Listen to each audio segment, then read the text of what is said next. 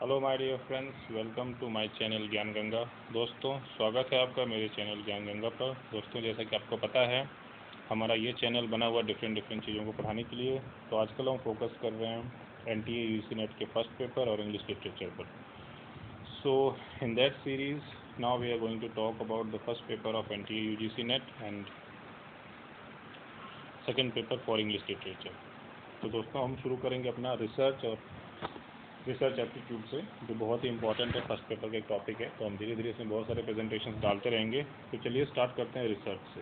Research क्या होता है? ये बहुत ही इंपॉर्टेंट टॉपिक है दोस्तों, इससे कई क्वेश्चन आते हैं NTA UGC नेट के फर्स्ट पेपर में। तो चलिए स्टार्ट करते हैं अपना हम टॉपिक कि व्हाट इज़ रिसर्च एक्चुअली।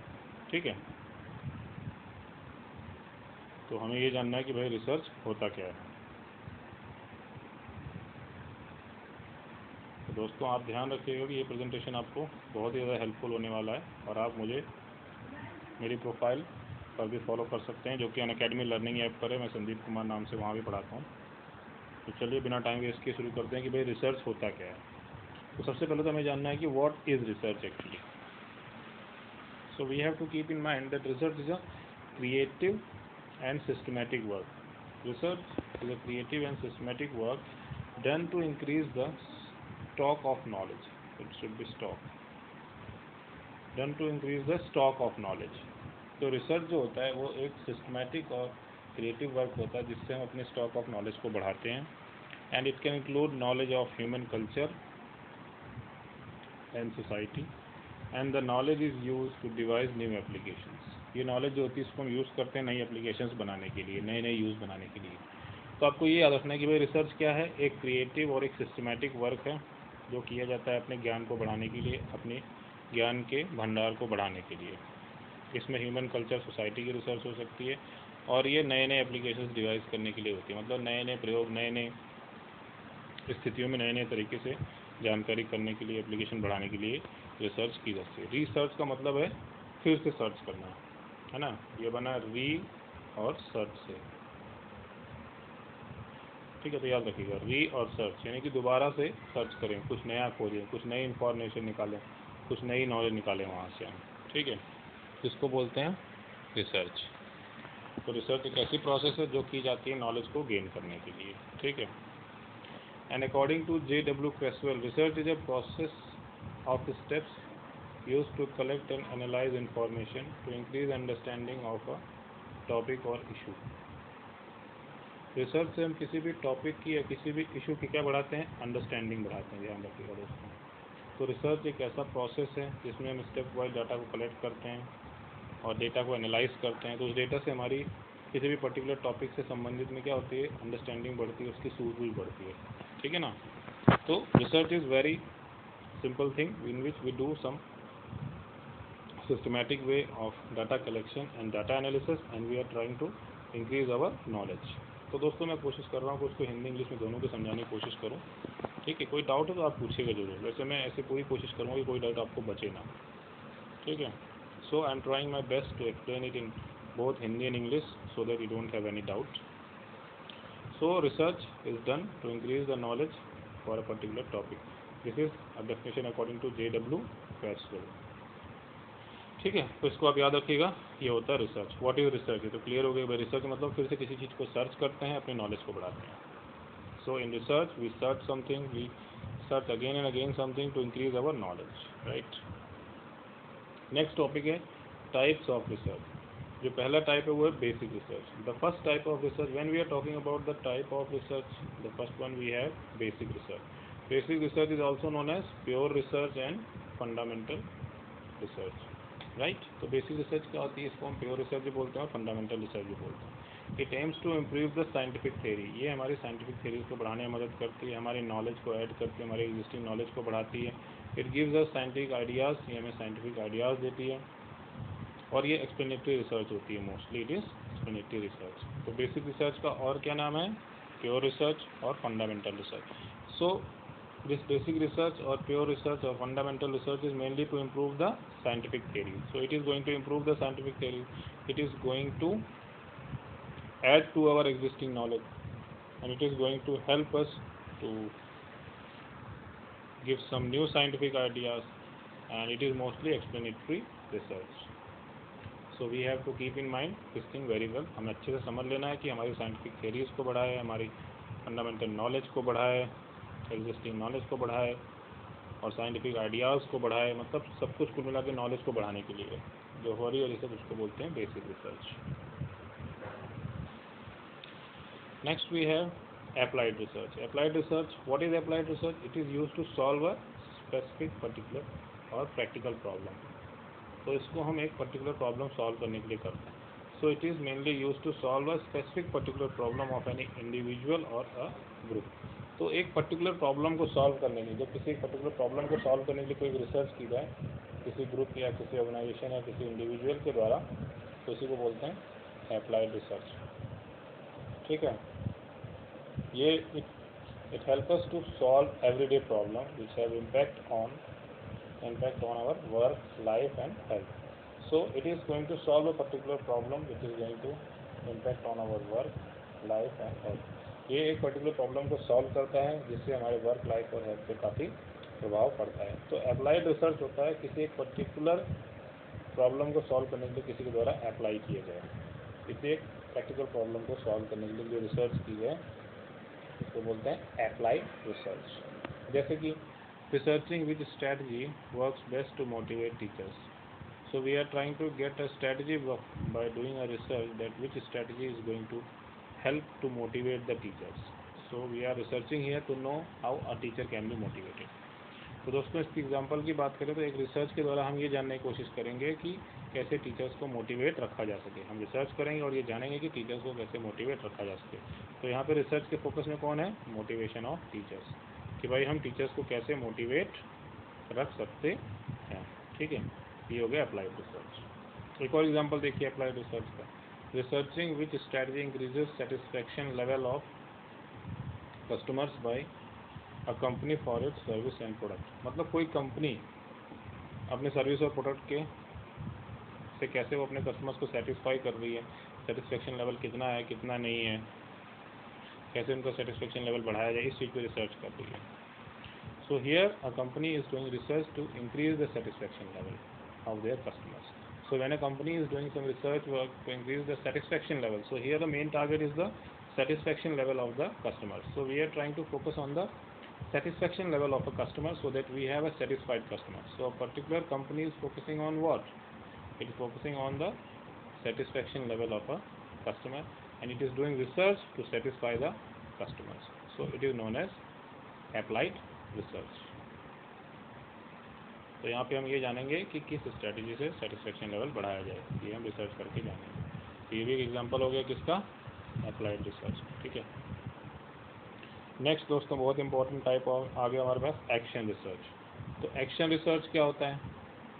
अब पहले ये जानिए कि who coined this term. It was coined by Kurt Lewin in 1944. He is from MIT, USA, and he described it as a process of investigation that occurred during action performed to solve a problem. So it is a kind of research which is done during the action that is performed. So the action and research, both the things are going together. So action and research. So we are doing the research while we are performing the action. So action and research are going together. That is why it is known as action research. So we are not doing it later on or afterwards or before. So we are doing action and we are performing research and we are trying to improve our situation or condition, whatever it is. तो दोस्तों action research में क्या होता है कि हम एक research करते हैं और कोई एक एक्टिविटी भी कर रहे होते हैं साथ में. मतलब कोई एक प्रोसेस चल रही होती है, उस प्रोसेस के चलते चलते में ही हम रिसर्च करके ये जानने की कोशिश करते हैं कि इसमें क्या कमी है, इसमें क्या सुधार लाया जा सकता है. यानी कि एक्शन के दौरान ही, मतलब कोई क्रियाकलाप हो रहा है, उस क्रियाकलाप के होने के दौरान ही हम रिसर्च करते हैं और ये जानने की कोशिश करते हैं कि कैसे इसमें और सुधार लाया जा सकता है. ये टर्म किसने कॉइन की थी? कर्ट लेविन ने 1944 में. ठीक है. तो ये हो गया action research.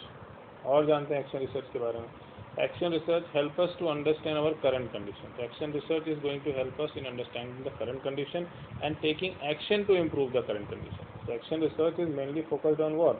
Our current condition and taking action to improve the current condition. And also it focuses on to improve the quality of an organization. So it is going to improve the quality of an organization because we are taking actions, so it will improve our quality. So mainly we are doing this research to improve the quality of an organization and performance of the practitioners, and we are trying to improve our own practices to get the desirable changes. So this research is done by the person for himself. So this research is not for others. So one thing you have to remember, this is for our own purpose, right? So we are doing it for our own purpose. So we are doing it for ourselves. So this research is carried out for our own purpose, right?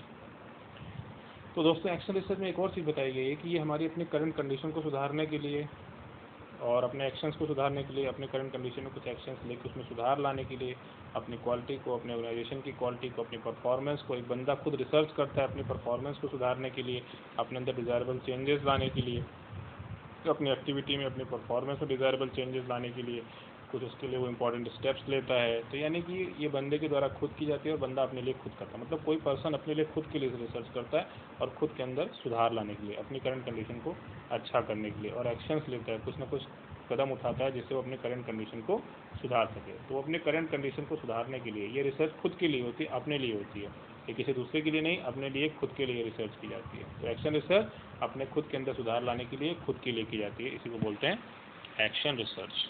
ठीक है, एक और point दिया, it is a kind of self reflective inquiry.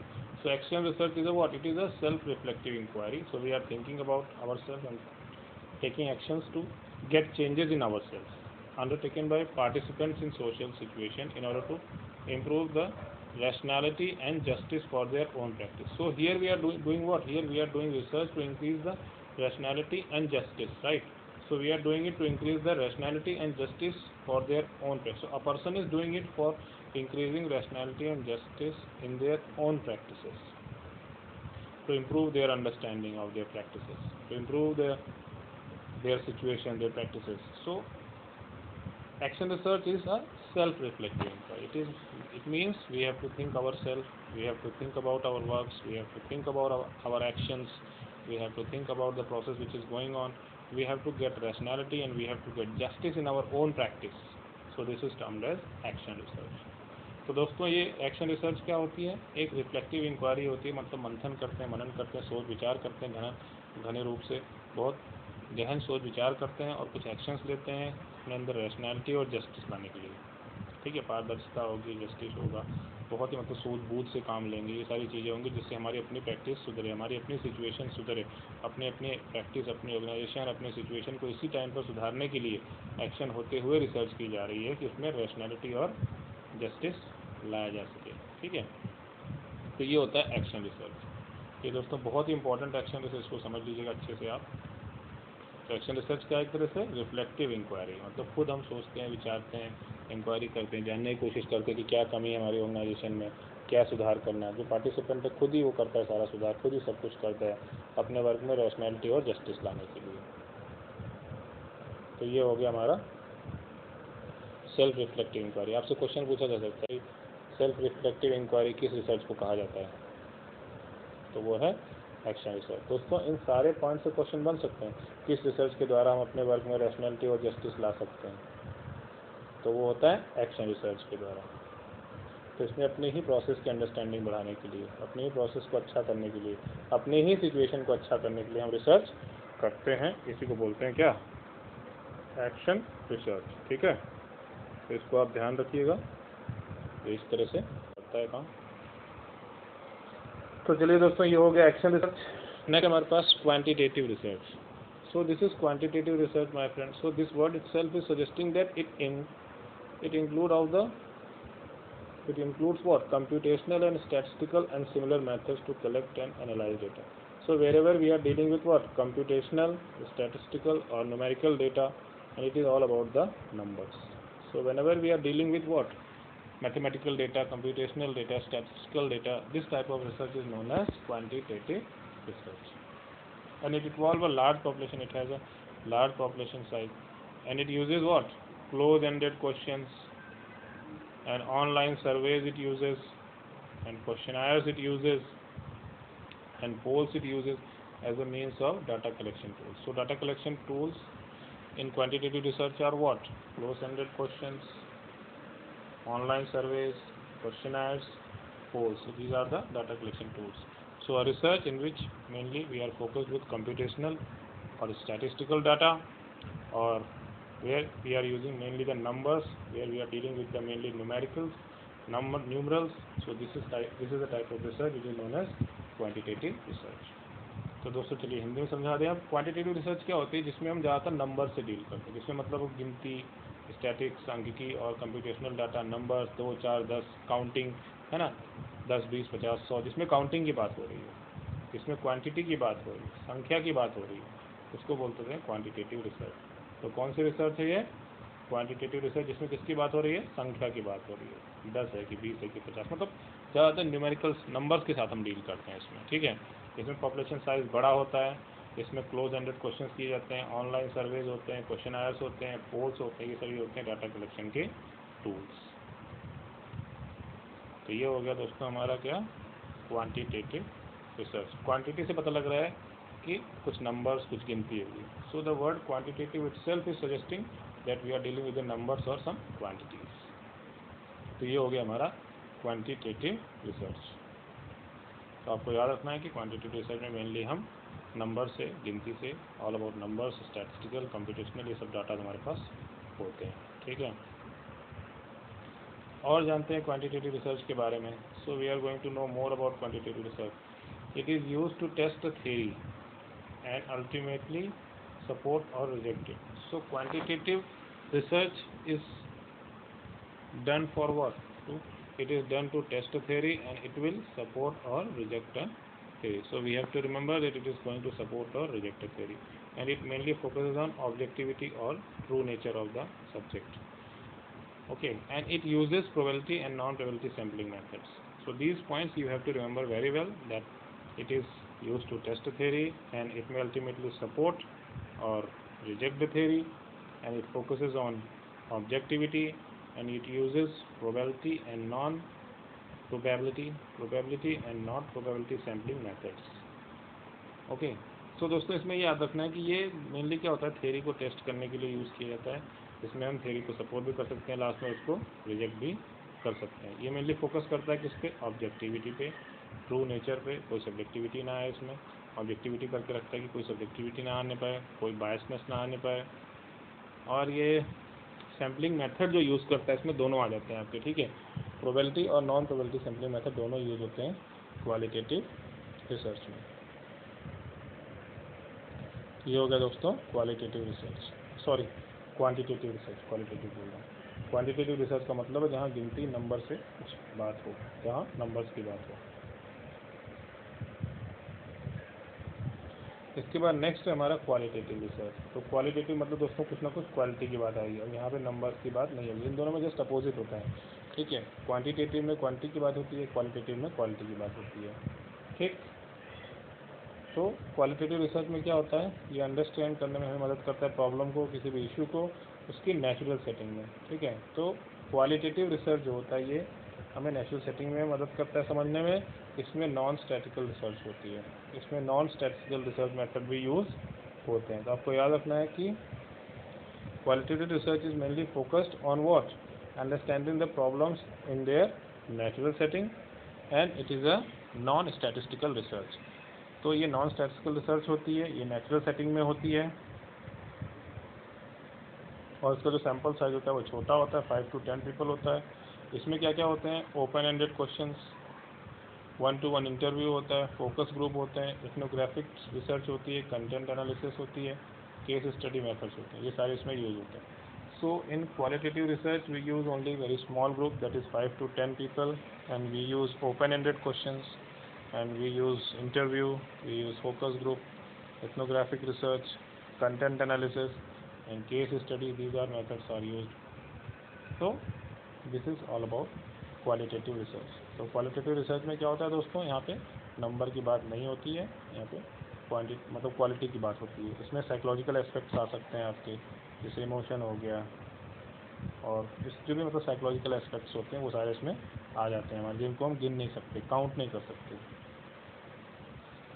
तो quality में कौन सी चीज़ें आ जाएंगी जिनको हम गिन नहीं सकते, जिनको हम काउंट नहीं कर सकते, और क्वांटिटी में कौन सी आ जाएंगी? क्वांटिटेटिव रिसर्च में वो आ जाएगा जिसको हम गिन सकते हैं, जिसको हम काउंट कर सकते हैं। यही अंतर होता है क्वांटिटेटिव और क्वालिटेटिव। ये बहुत ही आसान है दोस्तों, तो क्वालिटी मतलब क्वालिटी, भाई एंगर हो गया है ना, लव हो गया, ये सब क्वालिटीज़ है ना, तो क्वालिटीज़ इसमें आ जाएंगे।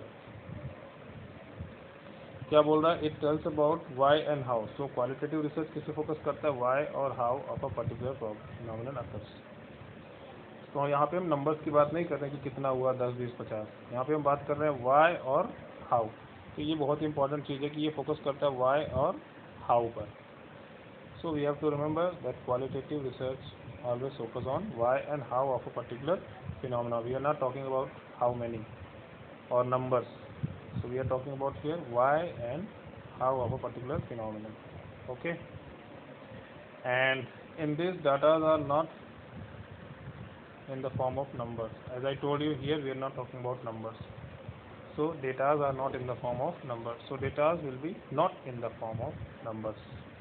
And it studies human experience and their behavior. So qualitative research is mainly focused with what? Human experience and their behavior. So we have to remember that qualitative research is focused with the human experience and their behavior. तो दोस्तों आपको याद रखना है यहाँ पे कि जो क्वालिटेटिव रिसर्च होती है वो मेनली वाई और हाउ पे फोकस करती है, और यहाँ पे जो होते हैं डाटा जो होते हैं वो नंबर के फॉर्म में नहीं होते हैं, और ये मेनली क्या स्टडी करती है, ह्यूमन एक्सपीरियंस और बिहेवियर को मेनली ये स्टडी करती है। तो ये हो गई क्वालिटेटिव रिसर्च। इसके बाद है दोस्तों एक्सप्लोरेटरी रिसर्च। एक्सप्लोरेटरी रिसर्च मतलब कि ये कुछ ना कुछ ज़्यादा एक्सप्लोर करेगी, ज़्यादा वे में जाके एक्सप्लोर करेगी, कुछ ना कुछ ज़्यादा ब्रांचेज में जाके एक्सप्लोर करेगी, और ये फाइनल सोल्यूशन ऑफर कर भी सकती है और नहीं भी कर सकती है। may or may not offer a final conclusion. So friends, we have to remember that in exploratory research we mainly explore on a topic, more and more we explore on a topic, but we may or may not get final conclusion. So we have to keep in mind that we may or may not get a final conclusion over here, right? And it handles the new problem areas which haven't been explored before, and it lays foundation for more conclusive research and data collection. So it is going to lay some foundation for conclusive research and for data collection. तो दोस्तों explorative research में हम क्या करते हैं, ज़्यादातर explore करते हैं, ज़्यादातर खोजबीन करते हैं, और फाइनल कंक्लूजन मिल भी सकता है, नहीं भी मिल सकता है। यहाँ पे नए नए प्रॉब्लम एरियाज़ में हम घुस के एक्सप्लोर करते हैं, क्योंकि एक्सप्लोरेटिव रिसर्च हमें ज़्यादा इसमें एक्सप्लोर करता है, जहाँ पे मतलब जहाँ एक्सप्लोर नहीं भी हुआ होता है उस एरिया में भी जाके हमें एक्सप्लोर करना होता है। तो दोस्तों एक्सप्लोरेटिव रिसर्च में हम क्या करते हैं, मेनली ज़्यादातर उस एरिया में भी जाके एक्सप्लोर करते हैं जहाँ पे कभी कोई नहीं गया होता। तो ये बहुत ही ब्रॉड वे में चलती है और ज़्यादातर एक्सप्लोर करती रहती है, और ये हमें एक फाउंडेशन प्रदान करती है कंक्लूसिव रिसर्च के लिए और डेटा कलेक्शन के लिए। तो ये होती है दोस्तों exploratory research.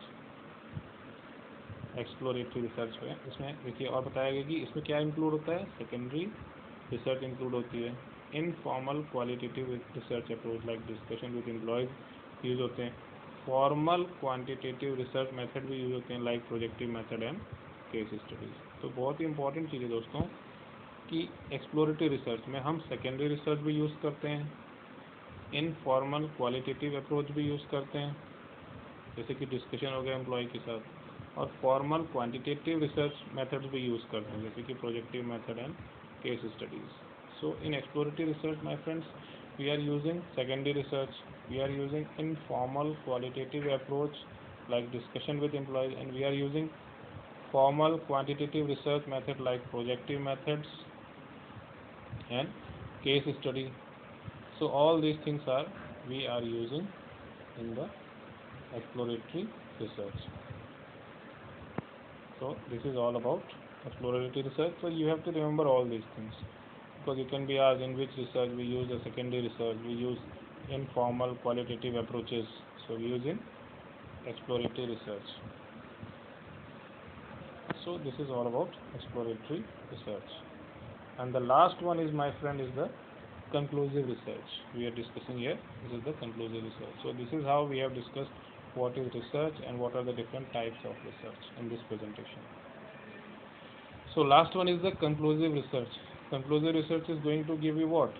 Give you the information that will help you to get the conclusion or decision making. तो दोस्तों कंक्लूसिव रिसर्च क्या होती है, जो हमें डिसीजन मेकिंग तक या कंक्लूजन तक पहुंचाती है, वो होती है कंक्लूसिव रिसर्च। ये एक ऐसी इन्फॉर्मेशन हमें प्रोवाइड करेगी जो यूज़फुल होगी हमें किसमें, कंक्लूजन बनाने में या डिसीजन मेकिंग में। ठीक, findings of this have specific use, और इसके जो फाइंडिंग्स होते हैं उसके स्पेसिफिक यूज होते हैं। Conclusive research design usually involve application of quantitative methods. Here we are using mainly the quantitative methods of data collection and analysis. So you have to remember that in conclusive research we mainly use quantitative methods. तो दोस्तों conclusive research में हम ज़्यादातर क्या use करते हैं, quantitative method of data collection use करते हैं। तो इसको आप याद रखिएगा कि हम conclusive research में quantitative method of data collection use करते हैं, और conclusive research हमें conclusion करने में, decision making में, निर्णय लेने में, एक अंत में पहुँचने में मदद करती है। और ये एक स्पेसिफिक प्रॉब्लम, बिजनेस प्रॉब्लम के बाद की जाती है, और ये हमें उसके लिए रिकमेंडेशन देती है और प्रॉपर एक्शंस क्या क्या लेने हैं वो भी बताती है।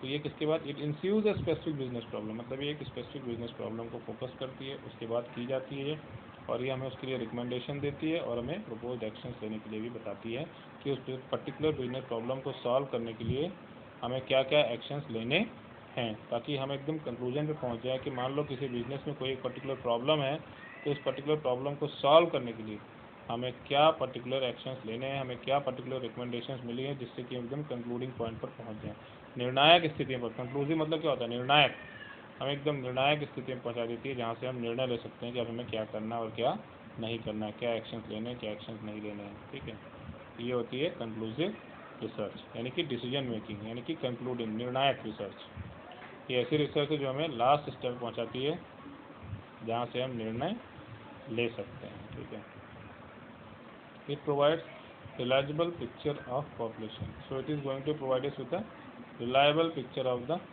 population, right? So we have to keep in mind that it is going to provide us with the reliable picture of population. Okay, its findings are used as an input to decision making, और इसकी जो findings होती हैं उसको हम input की तरह use करते हैं decision making में। So we have to remember that the findings of the conclusive research are acting as a input for the decision making, right? So this thing we have to keep in mind. And conclusive research can be divided into two parts, that is the descriptive and casual research. So we have to keep in mind that conclusive research can be divided into two parts, that is descriptive and casual research. So we can simply say that descriptive and casual research are the parts of the conclusive research.